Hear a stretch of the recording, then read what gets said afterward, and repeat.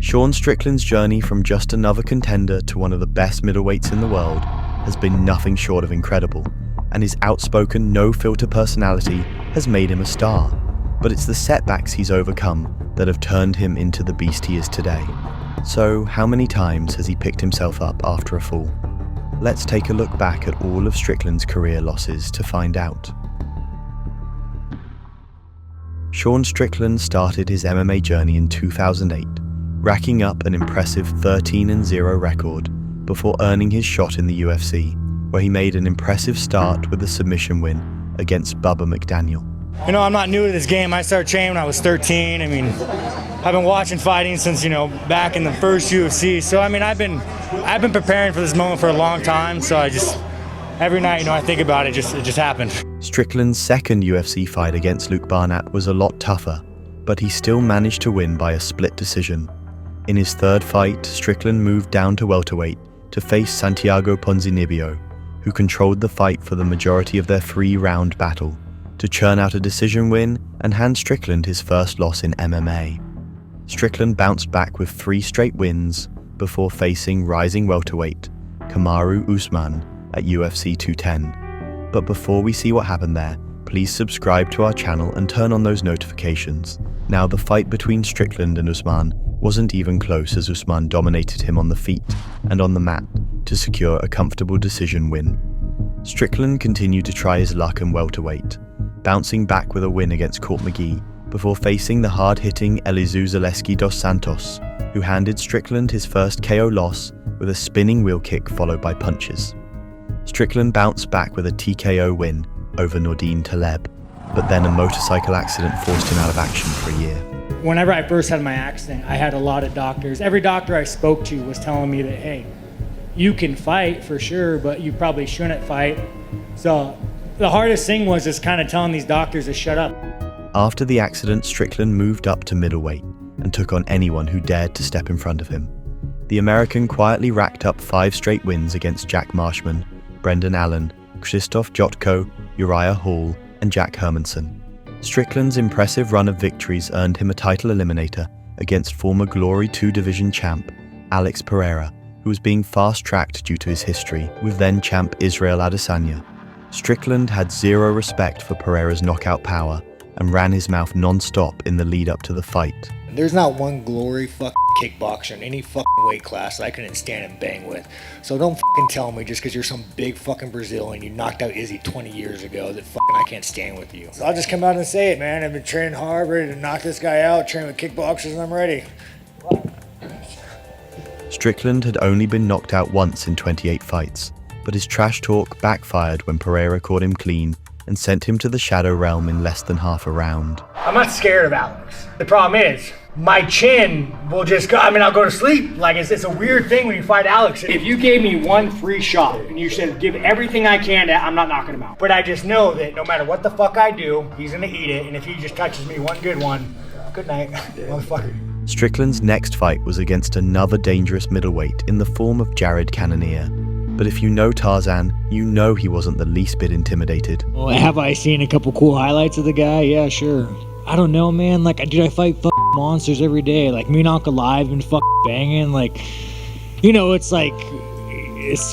fight me and Francis will spar. I fight monsters every day. Even inside the cage, Strickland showed no fear, going toe-to-toe with Cannonier in a tightly contested battle.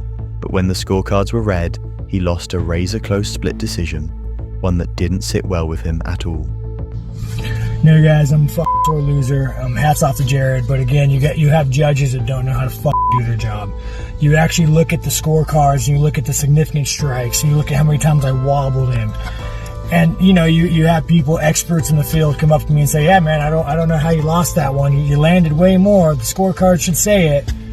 So, anyways, I'm gonna shut the up now. Get out of my soapbox. Thank you guys for supporting me. Thank you, UFC. Back to drawing board. On to the next one. Thank you, guys.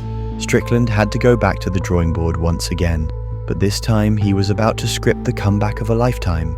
He first took out rising prospects like Nassourdine Imavov and Abus Magomedov, putting himself in pole position for a shot at the middleweight throne against Israel Adesanya. I know you've been kind of petitioning, hey man, give me this title shot. And we do have Israel Adesanya without a fight. We think September, Australia.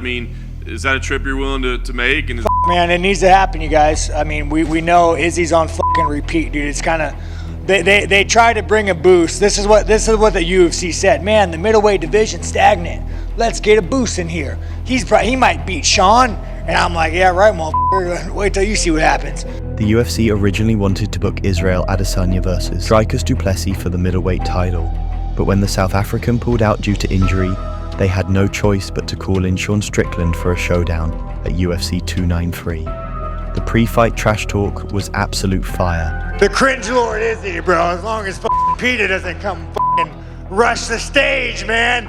Fucking Izzy's a bad motherfucker, man. He has all the knockouts. But the fucking cringe lord, man, I like him. We'll have a good war. It'll be fun. Come on, Izzy, give me something, bro. What the fuck?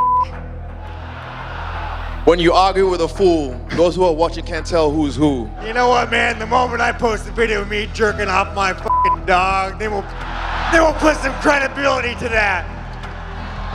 Puppy porn, man. I had to double check that shit just to make sure it was legit, and it was legit.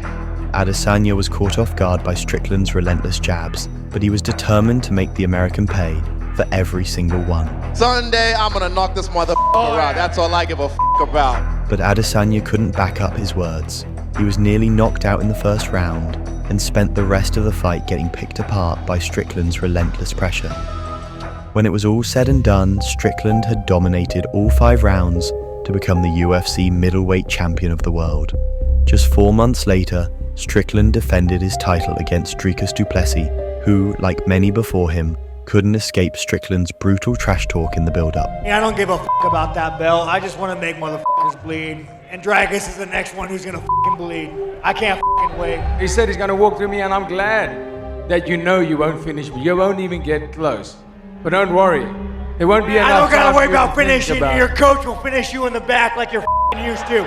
Don't worry about that. Strickland was his usual loud and unfiltered self, and he even made playful deals with du Plessis in the lead up to the fight. Me and Dricus, we're gonna try to fucking kill each other for you guys. Dricus, can I get an agreement? To the fucking death. To the fucking death. Yes! But when du Plessis fired back and brought up Strickland's troubled childhood, reopening the wounds of his past abuse, things got personal fast. Bro, why are you so angry? Bro, you think your dad beat the shit out of you? Your dad doesn't have shit on me.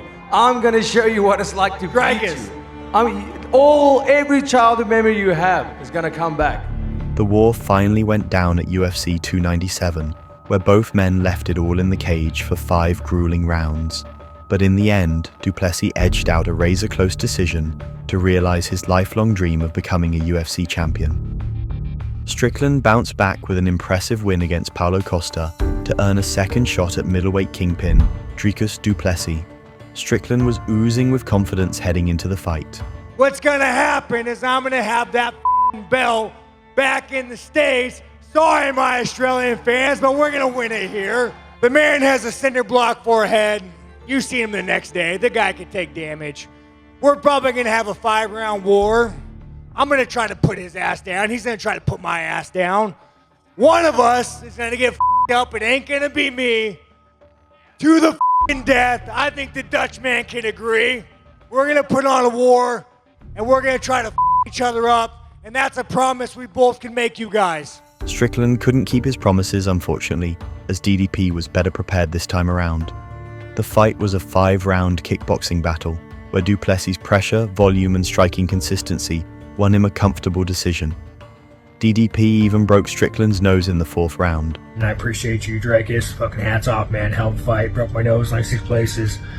Silver lining is your nose is so broken it's really easy to reset, so... Sean Strickland is in a tough spot after losing 2 title fights in a row.